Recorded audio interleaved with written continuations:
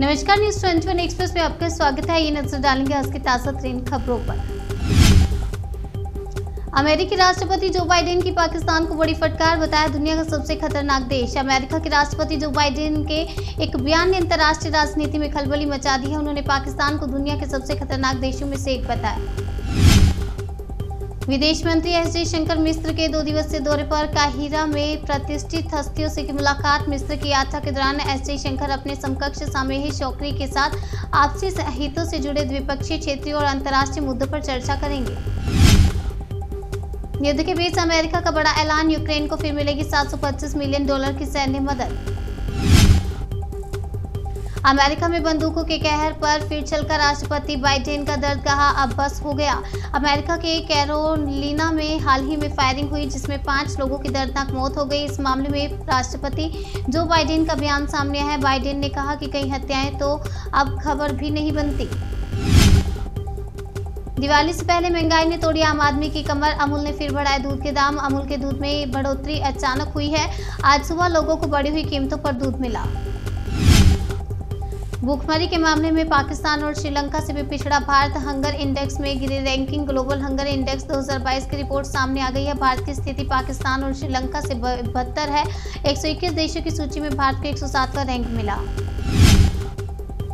गुलामी के समय के कानूनों को किया रद्द। लोक अदालतों में सुलझे लाखों केस। कानून मंत्रियों के सम्मेलन में बोले पीएम मोदी। प्रधानमंत्री नरेंद्र मोदी ने शनिवार को अपने एक संबोधन में कहा कि भारतीय समाज लगातार प्रगति कर रहा है। देश ने 1,500 अप्रासंगिक कानूनों को रद्द किया।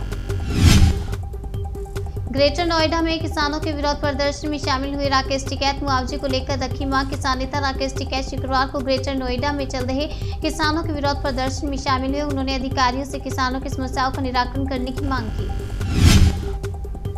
छत्तीसगढ़ में छापेमारी के बाद ईडी का खुलासा, कहा कोयला ढुलाई से जुटाया गया 500 करोड़ का अवैध टैक्स। ईडी ने दावा किया कि छत्तीसगढ़ में कोयला ढुलाई में बड़े स्तर पर घोटाला हो रहा है। यह घोटाला प्रशासनिक अधिकारियों, नेताओं और अन्य लोगों की मिलीभगत से हो रहा है। आतंकियों के निशाने पर कश्मीरी पंडित। शोपियां में पूरन कृष्ण की गोली मारकर हत्या।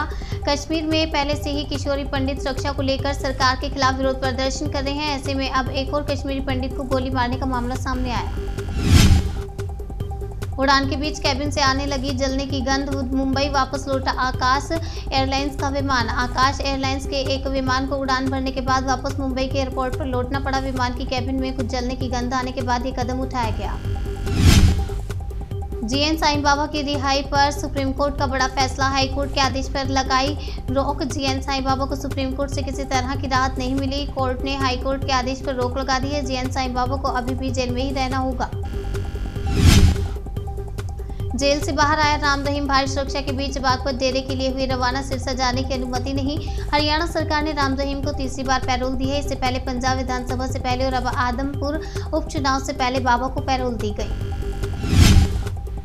छत्तीसगढ़ी ओलंपिक गेम्स में दिव्यांग भी दिखा रहे हुनर। महिला के खेल से हर कोई हो रहा है हैरान।